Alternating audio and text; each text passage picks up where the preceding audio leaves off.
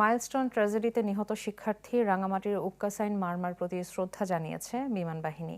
দুপুরে রাজস্থলী উপজেলার বাঙালহালিয়া ইউনিয়নের কিয়ংধং পাড়ায় নিহতের সমাধিতে উইং কমান্ডার আবদুল্লাহ মোহাম্মদ ফারাবীর নেতৃত্বে একটি দল বাহিনী প্রধানের পক্ষ থেকে ফুলেল শ্রদ্ধা জানায়।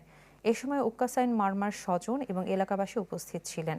গেল ২১ জুলাই রাজধানীর উত্তরা মাইলস্টোন স্কুলে বিমান বাহিনীর যুদ্ধ বিমান বিধ্বস্ত হয়ে নিহতদের একজন সপ্তম শ্রেণীর ছাত্র উক্কাসাইন।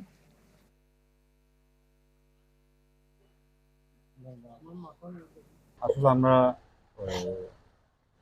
পরজন্মের বিশ্বাসী, যে আমার ছেলে যাতে পরজন্মের ভালো মা বাবা, আত্মীয় স্বজন, বন্ধু বান্ধব, এই সুযোগটা সৃষ্টিকর্তার উপর আমি ছেড়ে দিচ্ছি, যাতে সে পরজন্মে ভালো থাকে মতো, এবং তার আত্মার মঙ্গল কামনা করি। যেহেতু আমার সোনার টুকরা ছিল, যেহেতু আমার কাছে যখন ছিল তখন সে একদম রাজকীয়ের মতো ছিল, তো এখনো যাতে আমি বিশ্বাস করি পরজন্মে যাতে সে এই সুখের চাইতে আরো দ্বিগুণ সুখ তার জীবনে বয়ে আনুক, সেই কামনাই করি আমরা।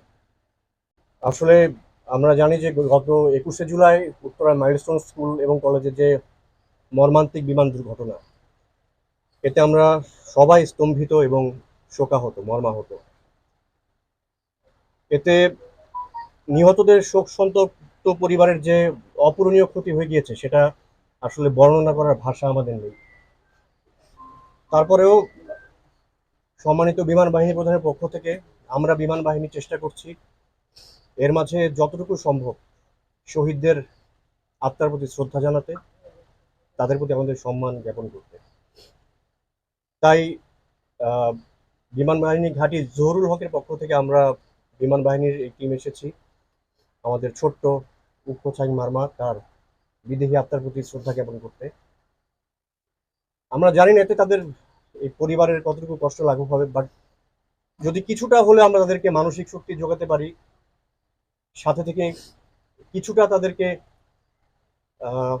সাহায্য করতে পারি, মানসিক সাহায্য, ওনারা যদি কিছুটা এতে বল অনুভব করেন সেটাই আমাদের প্রাপ্তি, এর বেশি কিছু না। এবং আমরা সেই সাথে আহত যারা রয়েছে তাদেরও দ্রুত আরোগ্য কামনা করছি।